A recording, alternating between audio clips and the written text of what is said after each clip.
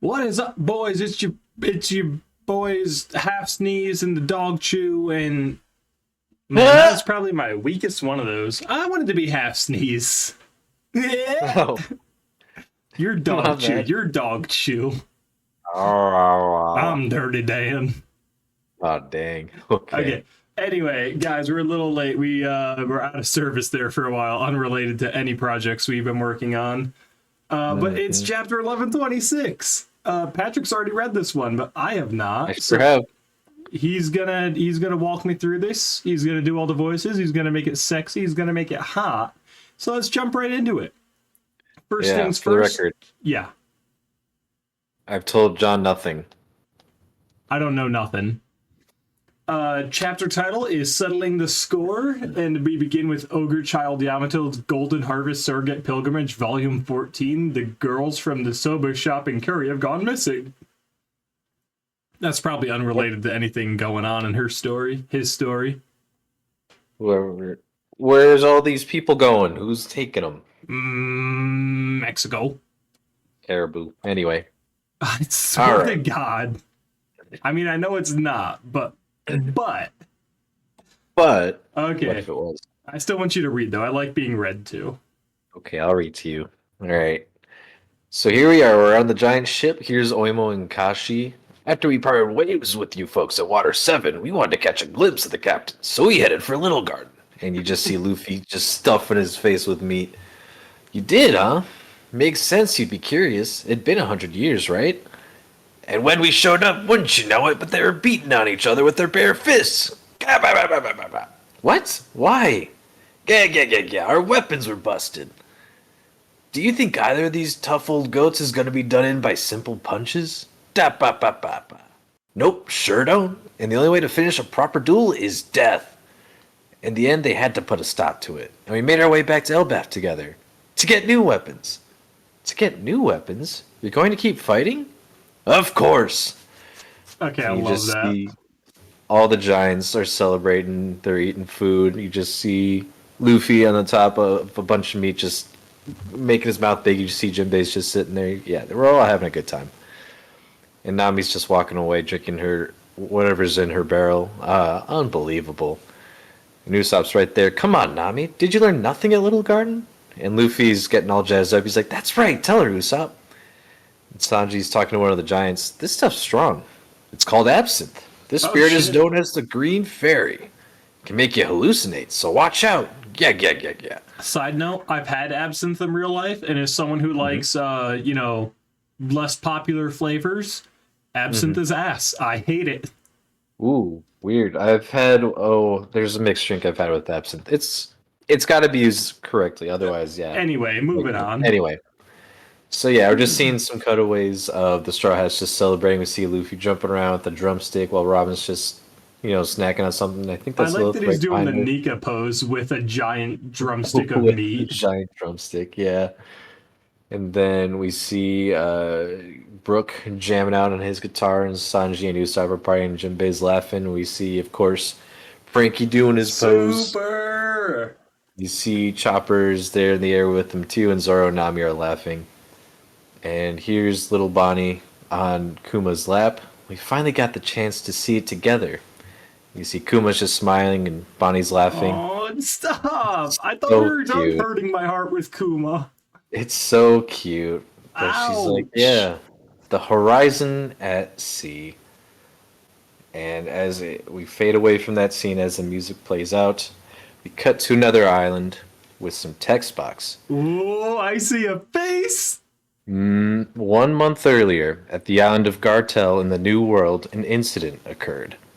In the territory of red-haired Shanks, Emperor of the Sea, a pirate known as Bartolomeo the Man-Eater burned the flag of the red-haired pirates and delivered a blow to their honor. So here we are, we're on Gartel. Barto is leaning, what is he doing? Sitting down before, no, he's on his Kneeling. knees in front of Shanks and his crew.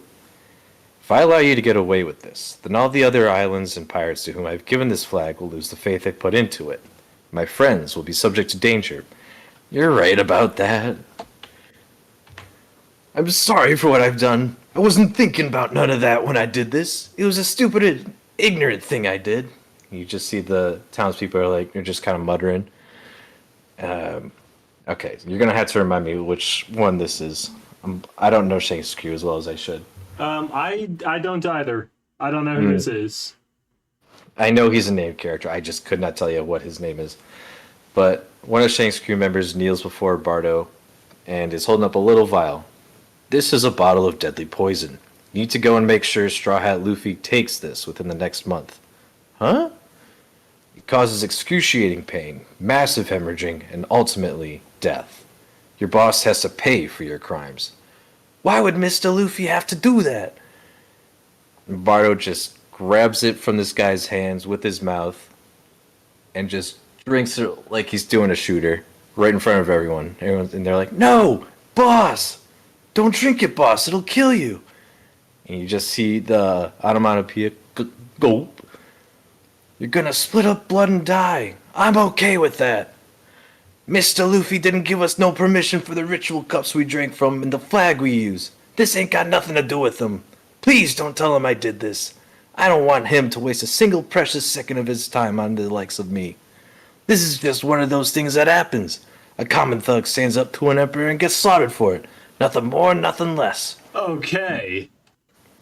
So he's Damn, just Barto, show up. he's just bawling his eyes out. He's like, nah, anything but yeah. Anyway, he just sees Shanks is just looking at him. I sure wish I could have seen Mr. Luffy be the king of the pirates, though. I really screwed up bad. Damn it all. You gotta carry on after I'm gone, boys. And his crew's just crying, "Boss! Farewell, my friends." And he just burps. He's like, "Huh?"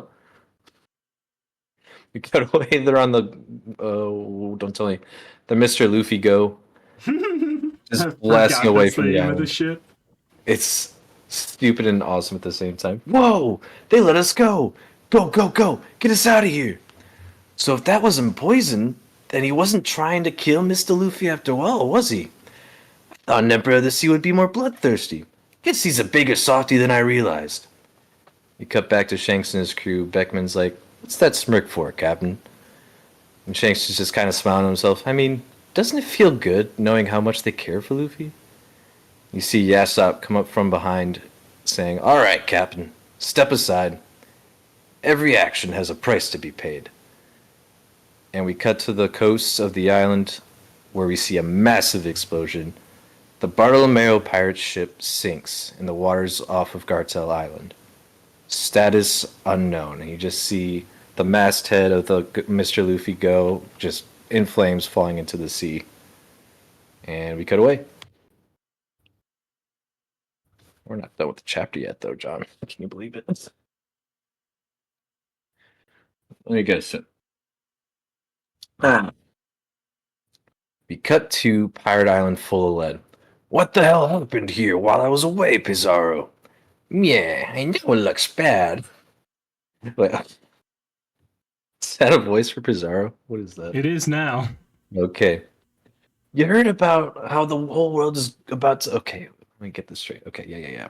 You heard about how the whole world is about to get in on the act, didn't you? The poneglyphs ain't just the knowledge of the underworld anymore. The four emperors are about to have a full-scale scramble for the stones. Even the government and navy are getting involved. You can't win if we don't take them seriously. The key piece to all that is Kobe. So how'd you let him get away? I'm sorry, Teach. I can't. I actually really like that as Pizarro's voice. Okay, we'll stick with it. Give me a minute and I'll tell you the story. So first things first, we also let Moria get away. You just cut out front, you see San Juan Wolf carrying it, placed in the building. Where did this story go again? Moria got away too? More to the left. Your pup broke one. These people are trying to help San Juan Wolf. Commodore, we're ready to go at a moment's notice. We know you'll be the man who claims the One Piece, Blackbeard. Conquer the world for us. Just a bunch of people screaming outside of the main meeting room. And you just see Blackbeard's crew just sitting around there. You see Shiryu, you see Vasco Shot, you see Burgess, San Juan Wolf's peering in through the window, and there's Pizarro through the wall, and there's also Kuzan. Hear that? Morale sky high out there. We gotta take advantage of that. So repeat that for me, Kuzan. You let Kobe get away, but we caught Garp instead. Amazing. Yeah, see, Teach, it's an upgrade in the end. Though, to be honest, I thought I killed him, but he ended up alive instead. And we cut away, and we just see Garp just like in so many chains and bandages. He's just being held prisoner somewhere. It's a hell of a feat, Kuzan. Who else could possibly take him down? It took all of us together, and we just barely managed. The wind's in our favor now. Whee! And we've got the 3-Odd girl on top of that. Hey, patch me into Lafitte. And you just see on his right side, he's putting in closer, and she's just like, ah! She's just not pleased about the situation at all. Headquarters of Umit Shipping Company. Yes, Commodore. What are the revolutionaries up to? They seem to be quite serious about attacking provisions. The gondolas at Redport continue to break down, and they don't seem to work at all when they actually have food on board. It's bad enough that food shipments have been cut off from many countries, but even when the Navy secures a route, the gondolas crash. Pardon me. If we end up with any of those celestial dragons actually starving, then we'll really be living in unprecedented times. I love it. Well, stop enjoying the show and get to prepping. Already on top of it. Back at Pirate Island, we see a ship approaching. Pizarro, we're back! Oh my god. It's Divine! Sorry. Come pick us up. What's with you refusing to pull the ship into harbor? I'm injured. Oh, that was Pizarro. Sorry, let me retake that. What's with you refusing to pull the ship into harbor? I'm injured, you know. You just hear a scream from on the ship. And Caribou's just freaking out. Whoa! Oh, we're in trouble now! Big trouble! A gigantic monstrosity has plucked us right off the Whitecaps as I live and breathe. Sir, madam, do something! Spare little old me from this dreadful fate! Oh, would you shut up already? Is that the guy you brought? Yep. So we're cutting back to the giant ship. I was like, what ship is that? I remembered. 2 days have passed since leaving Egghead, and even the giant pirate ship, the Great Eric, has yet to reach Elbaf. You see Dory and Broggy and Brooke are all kind of freaking out. How could this happen? We drank ourselves into a stupor and woke up to find the Sunny is gone. We can't find it. They are yet to reach Elbaf for a very particular reason. And you see, okay, we gotta get that ship. We can't go back to Elbaf without it. Wonder if it got chomped to bits by a fish. It's not funny this time. You've seen how big they are around here. You just see Lilith crouching in a corner, and Bonnie's kind of like got her hand on Jinbei's legs, and Robin and Frankie are there. Where did you go, Luffy? We cut to darkness. Nami! Hey, wake up! You see Nami's just slowly but surely waking up. Ooh, I think I have a hangover. Huh? She's just waking up in the middle of a room, and that's where the chapter ends. Okay. What a, good ending. Like, I wouldn't call it a cliffhanger necessarily, but that sets us up for whatever the hell is coming next week for a very particular reason. When it says that, I'm thinking, like, did Loki pull some kind of trickery and is trying to marry Nami here? Is that maybe what's going on? Can I be honest with you? That was where my head went first. But also, because, Loki's the trickster. Well, in other mythologies, he is. Is he the trickster in this? We don't know. Right. But that's commonly what most people would know him as. Just Norse mythology, that's what he is. And I don't know how this would connect to anything. Because part of me was like, is this going to be a detour from getting to Elbaf? Is this going to be a whole nother arc before we get to Elbaf? But you look at the room Nami's in, and it's a lot of Lego pieces, which means someone had to build this for a smaller person. Oh, so yeah. I think we are on Elbaf. I think this will be the start of Elbaf. Not that oh my God, really was. It is actually Legos. Look at the floor. Yeah, that's what tipped me off about it.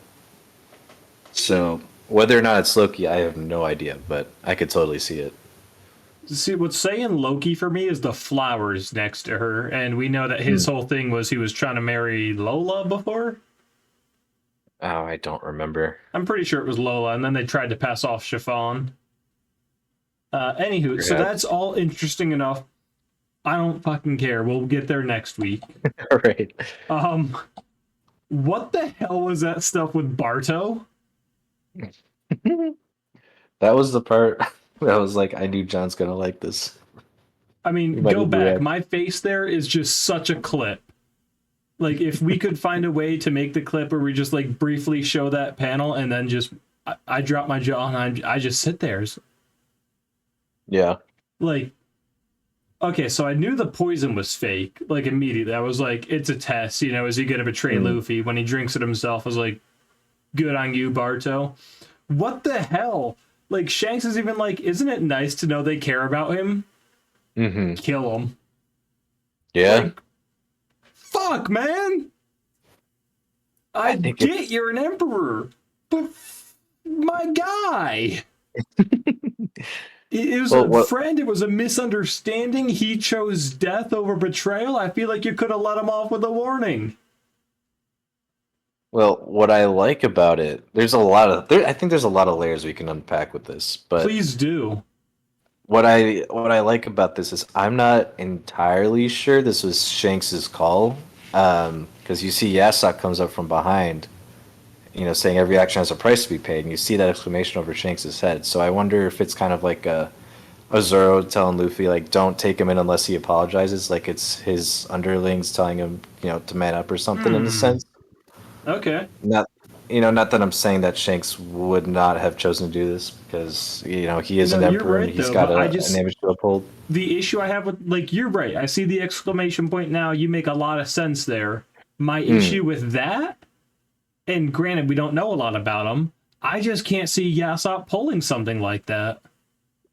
Right. It still feels contrary to what we know about Shanks and his crew, even though, and I feel like too, it's part of Oda's way of building up sort of a quote unquote conflict between Shanks and Luffy. Yeah. Because we started that, I think we started that when he took down Kid and his crew, which, you know, aren't official allies of Luffy, but Luffy did call him Jaggy, like he had a nickname for him, so they're basically friends. And then he actually takes down someone from his alliance, so whether or not we actually get a full-on like conflict between the two, I feel like we're building to something there. Man, I mean, you're absolutely right. That's how we have conflict with Shanks without making it forced. But what conflict do we have with him? Like, as much as Shanks has, you know, hurt Luffy's interests, he's still Luffy's idol. That's still his, like, best friend in the world. Mm-hmm. What the hell comes of this? On the bright side, this puts to rest any of my fears that Shanks dies before they reunite, because now there's obvious reason for them to reunite. Yeah. No, I think. Yeah, part of me was wondering about that after I read this. I'm like, yeah, I think we're setting up some sort of showdown between Luffy and Shanks, or at Definitely least some are. sort of meeting. And I don't know if you kill him off, like, you know, we've talked about before on this show before that happens. So yeah, I don't know. I truly don't. But I mean, the fact that it's status unknown definitely means he's alive and will be back. right. So at least he's not dead. But man, that came out of left field and hit hard. Like, my God. Yeah, and part of me was like thinking about, and I'm glad I reread it today. I've read it a couple of times, but rereading it today, it's like, well, he could have just used his barrier fruit or whatever, but no, you see the masthead, which would have been on the opposite side of where Shanks and his crew were. So like, yeah, he didn't use his barrier at all there.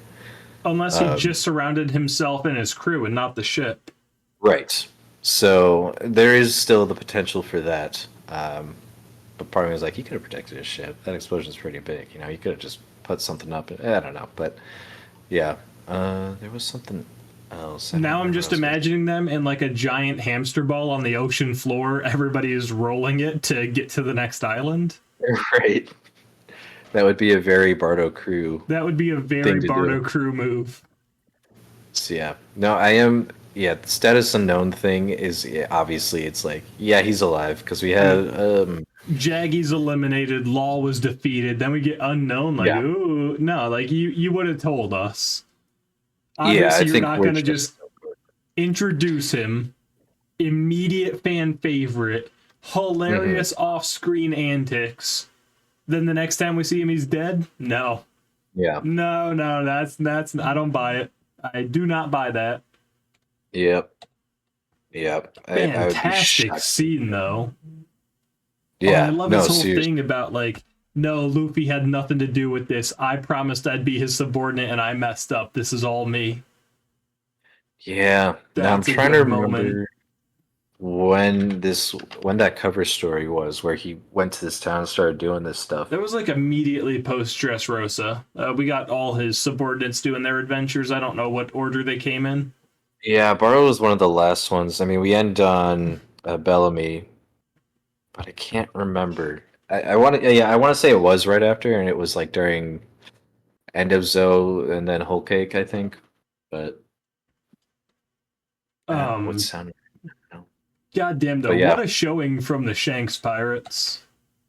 they've. I'm really glad we're getting such a strong showing from them, especially in like last arc and now this one as we're leading into Elbaf. Yeah, you couldn't be hyping them up any harder without showing us too much. Mm-hmm. Right.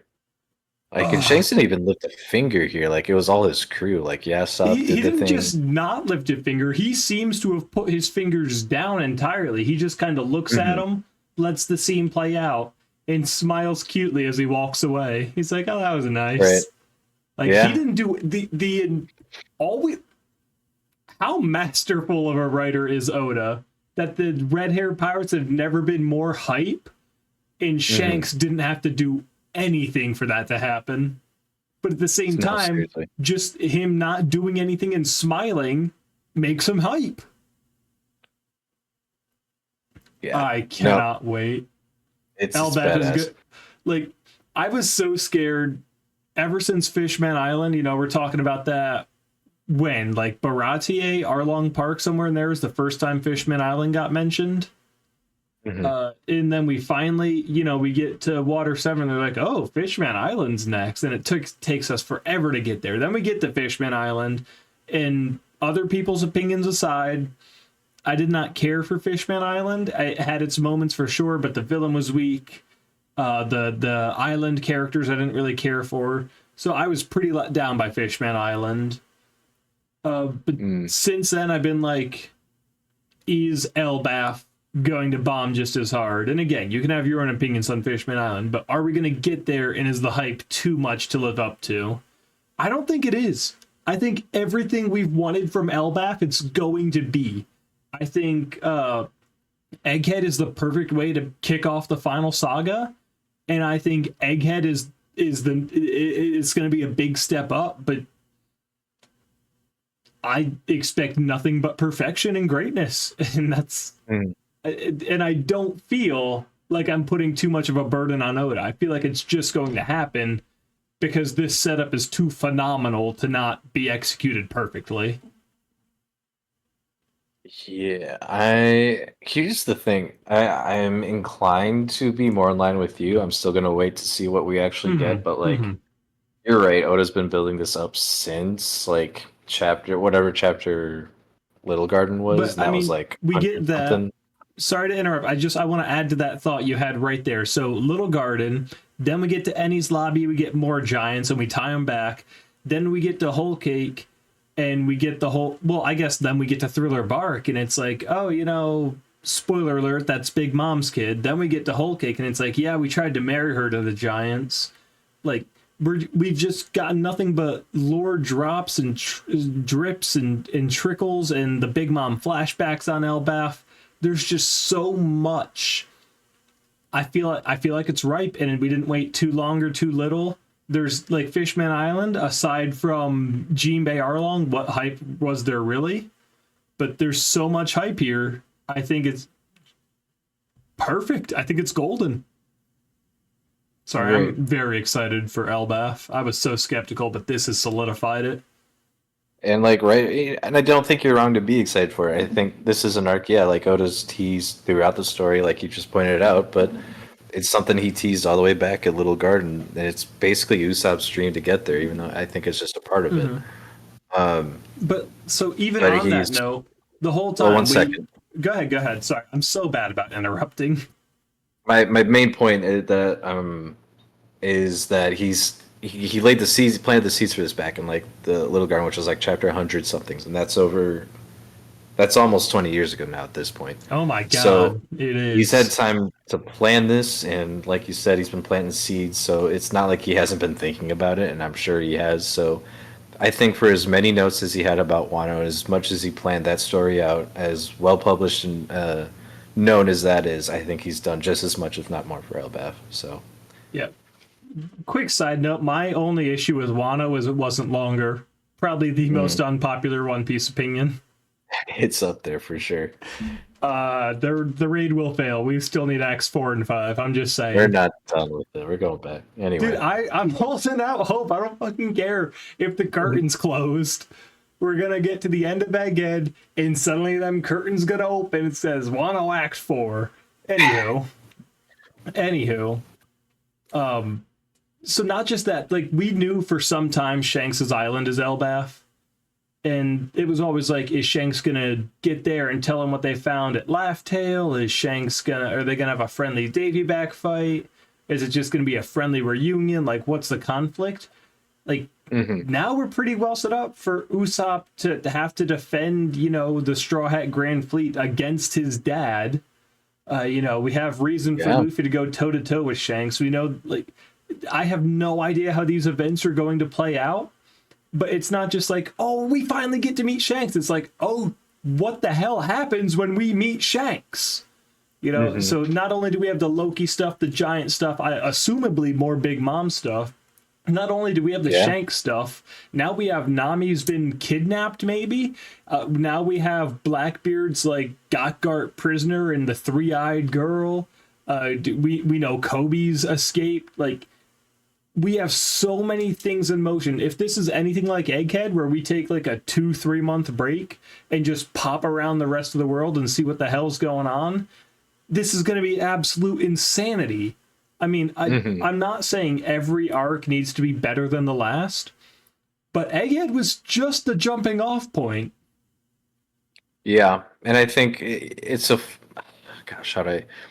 hard to. I ran into this problem when I was thinking about my review for Egghead, because it's good on its own, but also at the same time it relies on a lot of building blocks that it was planted over the last 20 years, and I think there's just no escaping that at this point. I think we passed that point ages ago, really, but yeah. So I'm sorry, real quick. So you're right. Egghead it's nothing but building blocks with Bonnie and Kuma and Kizaru and Vegapunk, but the only one we knew going into that was Vegapunk. I'm sure you could have sat there, we knew Kuma had something to do with Vegapunk. We knew all the pieces were there, but didn't really care about who they were, how they were connected. It was just like, oh boy, we get the Vegapunk arc. Elbaf has had so much more built up to it. I forget where I was going with this. I'm very excited at the moment. So, but I was jumping off your point of how every arc, it doesn't have to be better than the last, but I think with One Piece, especially now that we're in the final saga, it's all the pieces coming together that have been placed on a board for the last 20 plus years, and we had no idea how they connect. And guess what? They're starting to connect. And I don't want to be that guy that's also like, well, every arc's going to be better than the last one, but I could totally see it being true with this. Yeah. So let me ask you this. Yeah. How long has Barto been in the story? I know Dressrosa, but how long has Oda had that idea? When did he realize Shanks is gonna, kill Barto and set up this conflict? Kill Barto, set up conflict. But I guess I have no idea. At what point did he say Shanks is gonna do something that makes them fight? And at what point did he say Shanks is gonna kill Barto? Because I have to imagine it's back when Barto burnt his flag. But if that's the case, did you just write Barto and then we're like, ooh, that's a good idea? Or was Barto there all along and it's just a matter of time until we introduce him? Because I could also Yeah. see him being day one, like, I want to stand in for the fans. I think God, I want to give Oda as much credit as I can, I but I know also he's know not a he's really literal good. god, but he's Right. really good at making it up and adding it in on the spot.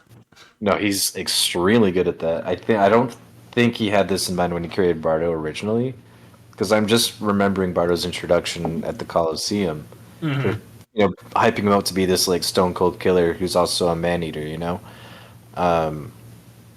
So I don't think he had that necessarily in mind, but then obviously he has that turn. I don't know. Obviously he had something in mind when he had the cover story with Barto, burning Shanks's flag, but that's so hard to pin It's what he hard would to have done with say. that plot line. Yeah, Because, but like, it's interesting to think about. yeah, I like the idea that Barto was part of this idea all along. And, like, even if it wasn't specifically Barto, Oda always knew Luffy gets a grand fleet, one of the members steps on Shanks' toes, and Shanks no diffs him. Like, Yeah, I believe I those could see plot that. points could have been there long term, even if it wasn't always Barto. Yeah, I think But he's had in mind how Luffy and Shanks will reunite for I a while. And think I from the think this is second he part of that. drew Barto, though, he knew this is the guy to do it. Interesting. But Yeah, no way to tell for me personally. because, like, remember reading that cover story, just, opening it, page one, there's Barto burning Shanks's flag. In the moment, you just go, oh, God, no. Oh, Barto, no. Yeah. Like, it was very obvious he done messed up. But it's hilarious because he's the fan favorite. What I like about that is that's been so recontextualized for me because up until that point, we hadn't really seen Shanks do anything besides clashing with Whitebeard and making the cloud split. But since then, we've seen him annihilate the Kid Pirates and scare off Green Bull from Wano, and so it's like, oh shit, actually, Well, I guess in Marineford we saw him do that stuff too, but Still, I want to know if Shanks can just, I mean, no diffing Barto's not that much of an accomplishment, let's be honest. let's be real, yeah. But, I mean, diffed Kid. Like, you saw his attack coming, so in one shot, you obliterate his entire crew, gone. Now, granted, he's not an emperor, but he did just come back from going toe-to-toe with an emperor. Again, he was having help with Law. Right. But, I mean, Wano went pretty well for him, all things considered.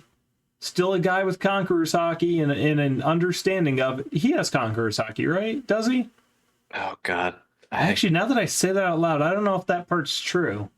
I lose track of that so easily. You compare him to Luffy in the prison, and I feel like he's got Conqueror's Haki. Like, he has an indomitable spirit. Yeah, according to Kaido, he possesses the ability. Yes, okay. Okay. But yeah, so all of that, how much stronger is Shanks than Big Mom? Because Big Mom couldn't take him out in one hit.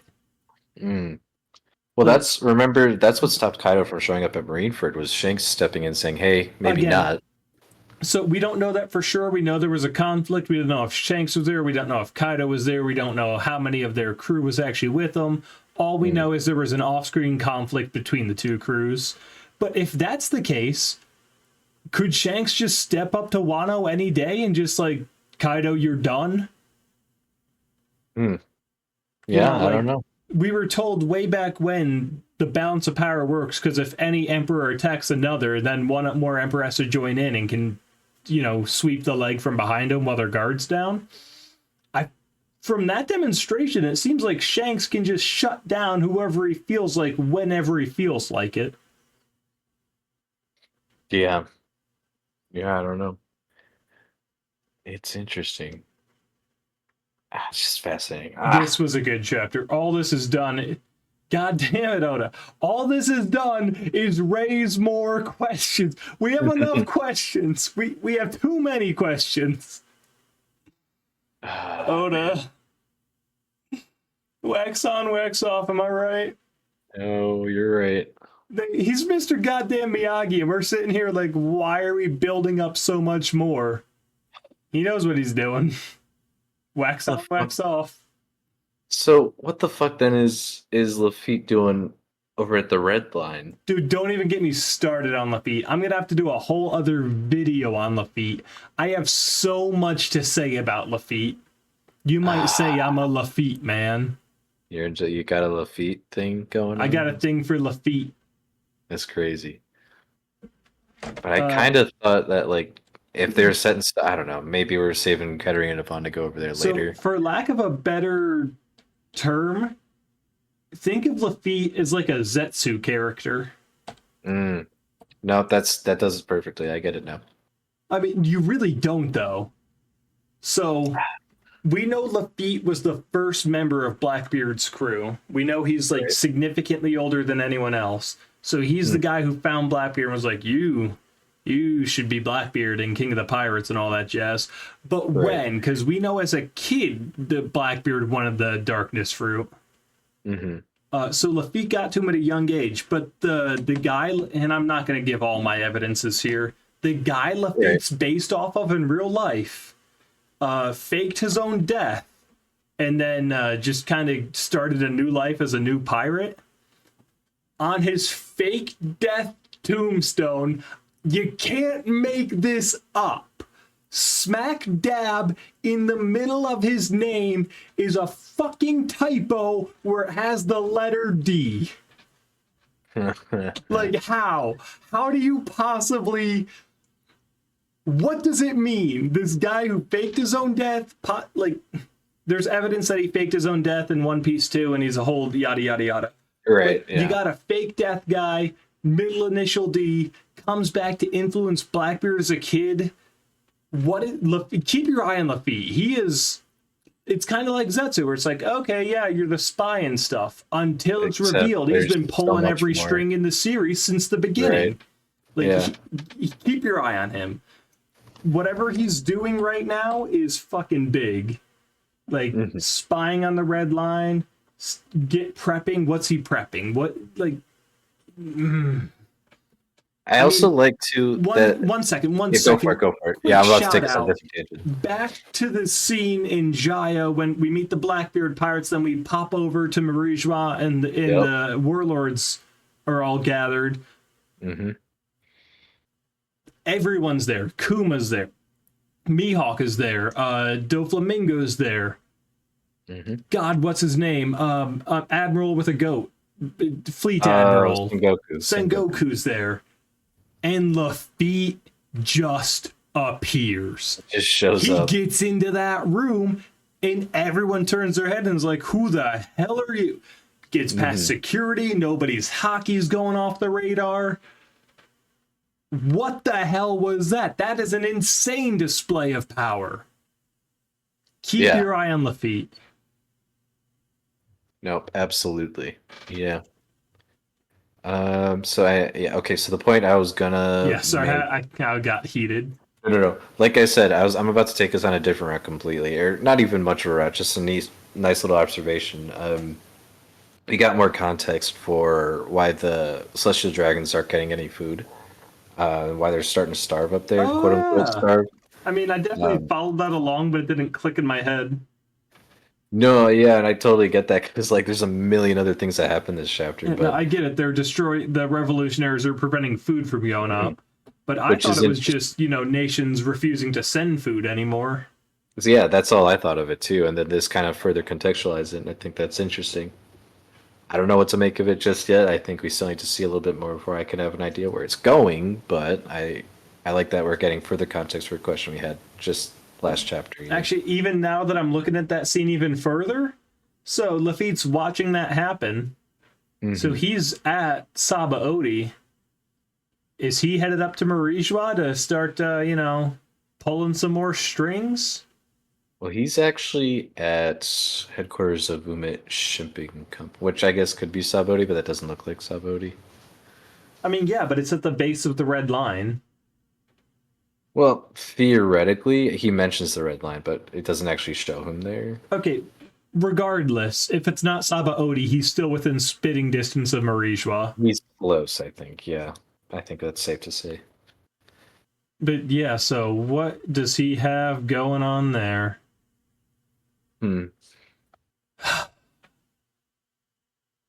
25 years later, and this man is still telling a better story than he did last week. It's fucking great. It's incredible. I want him to finish it soon, not because I want to speed rush the ending, but the man deserves a break. I don't want him to come to resent writing One Piece any more than he already has. I want him to be done. You've done enough, Oda. Just take us home. Yeah. No, I'm I'm rereading Hunter x Hunter, and I know just how much back pain that guy has from spending countless hours working on his 2 series. And it's like Hunter x Hunter is so good, and he can't write it because he's in so much pain, and that's the last thing I want. Yeah. For Oda. Like as much as I want more content, I'm not doing it at the expense of Oda. He has earned his freedom. Let that man go. Yeah, so I'm Actually, really can we please get shirts that say "Free Oda"? free Oda. I mean, I was gonna say they've given him a lot of time to like take breaks, but at the same time, working as a manga artist is just brutal. Period. So, free Oda. Free Oda Oda. Okay. Any other thoughts? I don't even know where to go. Nope. I'm excited to actually jump into LBF proper next week. Oh my Let's god, get it going. this is like our longest review yet, and all we did was talk about Barto and Shanks.